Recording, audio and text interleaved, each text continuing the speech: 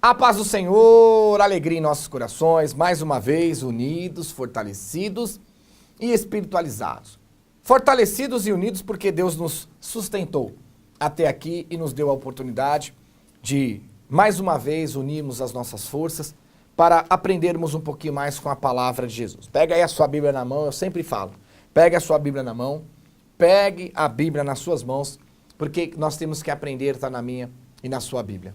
Quero dizer a você que nós, com muita alegria em nossos corações, compartilhamos com todos a palavra verdadeira, a palavra pura.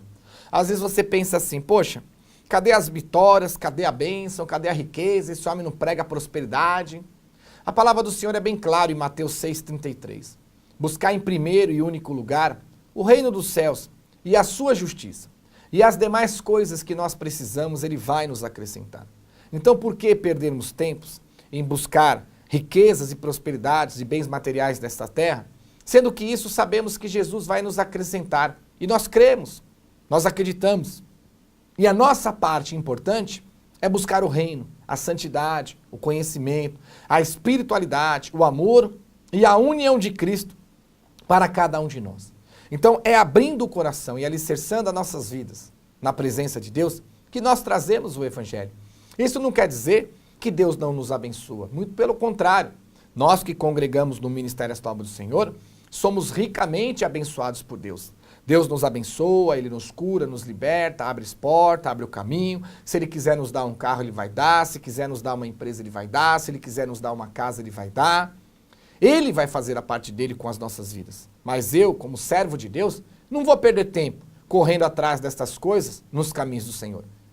Eu vou trabalhar, vou estudar, vou correr atrás dos meus estudos para ter uma vida melhor, um emprego melhor.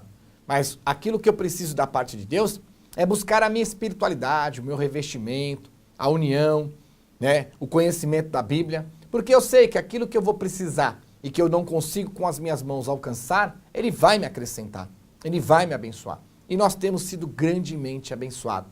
O que nós temos e entendemos é que nós não perdemos tempo com isso, porque muitos estão se dedicando a estas coisas e não estão buscando o mais importante, o espiritual.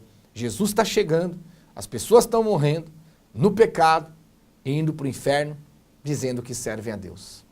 Então nós abrimos o nosso coração para neste momento compartilhar com você um pouquinho mais da palavra de Deus. E eu quero compartilhar, quando você já percebeu? Você vai no mundo comprar um sapato. Você tem várias opções. Você tem um sapato que é um pouco mais caro, mas é o melhor. Você tem um pouco mais barato, mas é pior. Você tem o mais baratinho ainda, mas é mais porcaria ainda. E aí você tem várias opções. Você vai comprar uma roupa, a mesma coisa. Você vai comprar um carro, vixe, nem se fala, tem todo tipo de carro. Tem os mais caros, os menos caros e os mais baratinhos ainda. Um se torna inferior que o outro, um se torna melhor, o outro se torna pior, o outro é uma porcaria, desculpa a palavra, não é assim dizendo? Que quebra toda hora. Então, é com isso que nós temos que nos preocupar a respeito das coisas de Deus. Por que, Gregorúcio? Porque os caminhos de Cristo é um só. Não tem opção, não tem alternativa, não tem vários, ele é um só. Mas Satanás, ele vem com um caminho paralelo, dizendo ser de Cristo, dizendo ser de Deus, dizendo ser de Jesus, para que as pessoas entrem nesse caminho e acreditem que ali estarão alcançando a salvação. Esse caminho largo que Satanás oferece, ele põe de linha de frente os seus falsos profetas. Ele põe de linha de frente falsos apóstolos, falsos pastores, falsos bispos, falsos diáconos, falsos previstos, falsos evangelistas e falsos obreiros. Isso ele põe de linha de frente, que vem conduzindo e comandando esses caminhos largos, espaçosos que levam à perdição.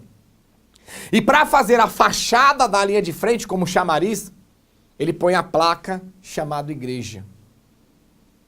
E nós vemos que hoje, milhões de pessoas no Brasil e no mundo, não tendo discernimento espiritual, vê essa fachada chamada igreja e olha a linha de frente, homens se auto-intitulando, pastores, bispos, apóstolos, usados por Satanás, e muitos deles cegos, que nem eles conseguem discernir entre a luz e as trevas, estão totalmente perdidos e levando milhões ao engano. Então não existe uma alternativa. O que é engraçado é quando as pessoas falam assim: ah, mas Gregorucci, Deus dá a interpretação da Bíblia para cada um diferente. Então por que você não abre a Bíblia e mostra? Abre a Bíblia e mostra que Deus vai usar as interpretações dele diferente para cada um. Deus não é de confusão. Se Deus não é de confusão, por que ele vai falar para mim? Pregar amarelo, para outro pregar preto e para outro pregar verde e entrar num conflito um contra o outro se estamos servindo o mesmo Deus. Então, essa sua base, não, mas cada um interpreta a Bíblia de um jeito. Peraí, como cada um de nós vamos interpretar a Bíblia de um jeito diferente se o Espírito é um só? O Espírito é o mesmo.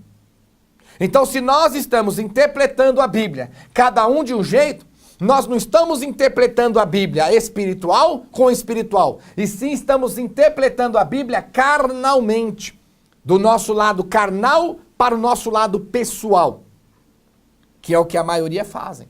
Porque você interpretar a Bíblia do seu lado carnal para satisfazer o seu lado pessoal, é óbvio que você vai conduzir a palavra facilitando os teus caminhos, porque você não vai conseguir facilitar os de Cristo, porque os caminhos de Cristo não é teu, é dele. Eu sou o caminho, eu sou a verdade, eu sou a luz, eu sou a vida. Então você pode facilitar os caminhos que você cria para você, mas você não consegue interferir nos caminhos que Cristo fez para a igreja ser salva.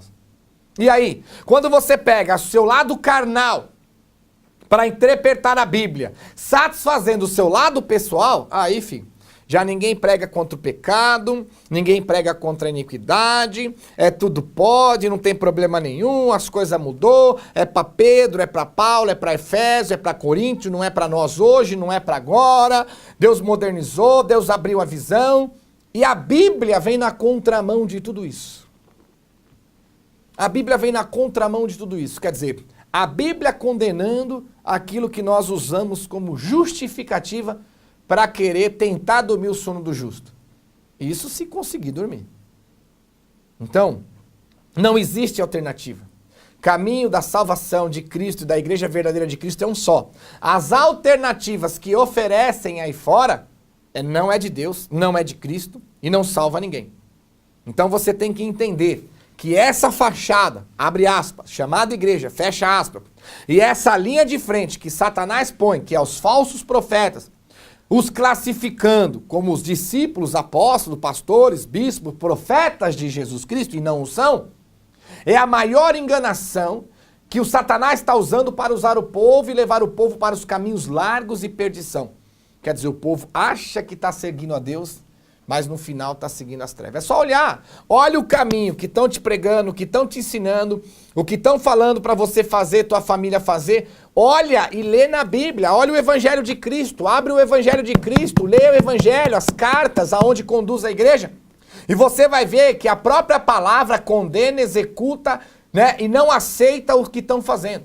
Então como é que podemos estar no caminho de Cristo se pregamos aquilo que Cristo condena e não autoriza?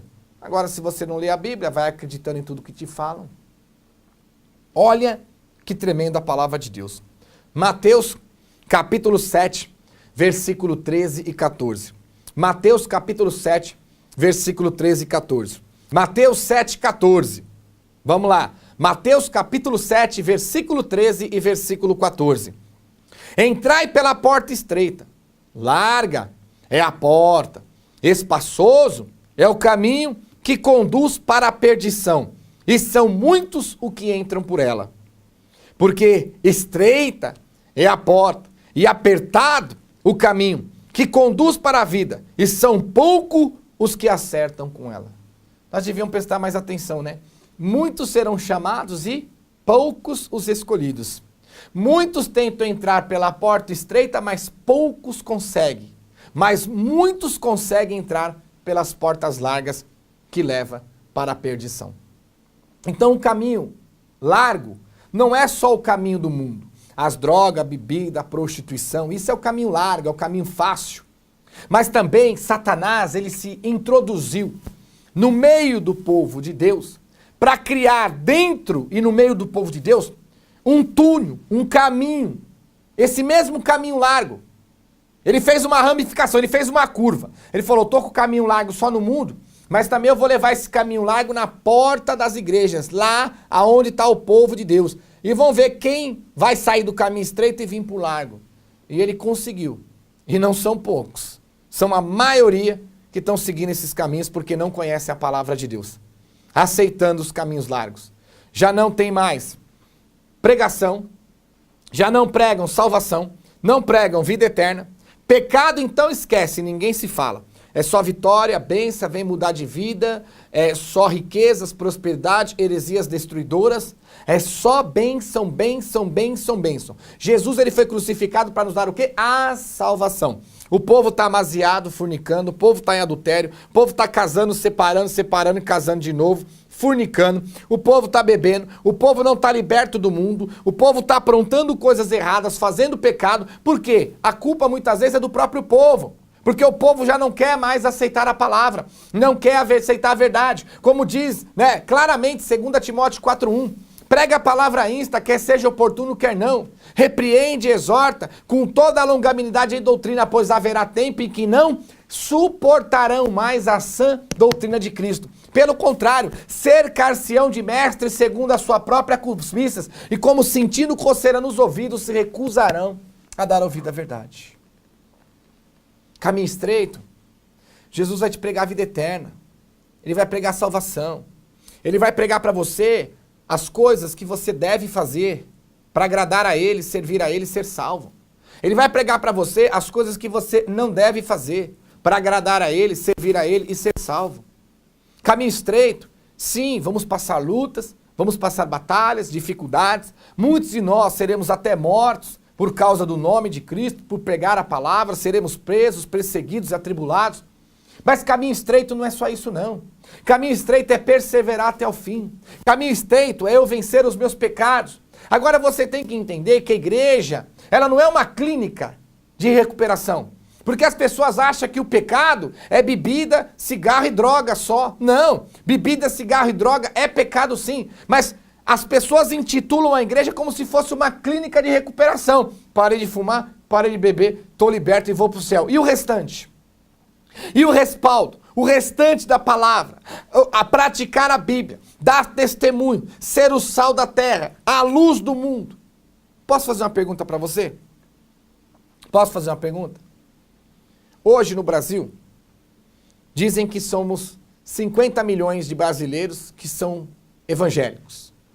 Se você pegar 50 milhões de brasileiros de 200, nós somos aí praticamente um terço, não é isso? São 200 milhões de brasileiros, somos 50, dividindo. E por que não diminuiu a criminalidade? Por que não diminuiu a bandidagem, a corrupção? Por que não diminuiu as coisas ruins? Poxa, se você pega quase metade de uma nação e ela muda e se converte, poxa, haveria uma mudança nas estatísticas. E cadê? Não há. E aumenta cada vez mais as estatísticas. É o que eu falei. Estamos nos colocando como rótulo de evangélicos, mas nós não conseguimos mostrar isso na prática. Por isso não há a mudança nas estatísticas dos nossos países. Então eu não estou aqui para falar mal, para julgar. Eu estou aqui para pregar o evangelho. Não adianta você querer sair de uma igreja séria, que te prega a palavra, que te prega o evangelho, uma igreja doutrinada na palavra de Cristo. E doutrina, meu irmão, não é sai cabelo, não vem com esse papo furado daqueles que se alienam e sai cabelo, não. Doutrina é a palavra de Cristo, é o alimento de Cristo. Doutrina é o evangelho de Jesus Cristo, do livro de Mateus até o livro de Judas e Apocalipse. Eu quero te pregar salvação, vida eterna. Eu quero sim, em Andaramanás, te pregar um Jesus que cura, um Jesus que liberta, um Jesus que abençoa, que restaura, que ressuscita. Mas além de tudo, em primeiro lugar, eu quero te pregar um Jesus que nos liberta, que nos salva, um Jesus que nos abençoa. Eu quero pregar um Jesus que vai salvar a minha e a sua vida. É esse Jesus que nós temos que pregar, que eu quero pregar. Ele vai nos abençoar, vai nos fortalecer, vai nos ajudar, mas vai nos salvar. Não fique triste comigo. Eu não estou aqui para falar mal da tua igreja, do teu pastor, né? Às vezes a pessoa fala, você está falando de ungido de Deus. Poxa vida, gente, Não vamos confundir Saul com Davi. Saul era um rei, mas era desobediente, pecador e Deus reprovou. Davi foi aprovado. Então não confunda Saul com Davi. Você vem pegar falsos profetas usados pelo diabo e falar que são ungidos de Deus? Como há uma unção de Deus sobre um homem que te leva para o inferno, te pregando um caminho largo, espaçoso, que leva para o inferno e tirando você dos caminhos estreitos e apertados que te conduz para a salvação. Eu te amo em Cristo Jesus, abre os teus olhos. Se você não gosta, amém, eu respeito você, assim como me respeitam também. Mas pare para pensar só na Bíblia, nas pregações. E não tire conclusão por uma pregação só. Procure mais pregações nossas, venha congregar, venha estar na Igreja Restauro do Senhor e você vai ver e aprender. E não é eu que vou te convencer, é o Espírito de Deus na palavra, porque nós te amamos e queremos te pregar salvação em Cristo Jesus.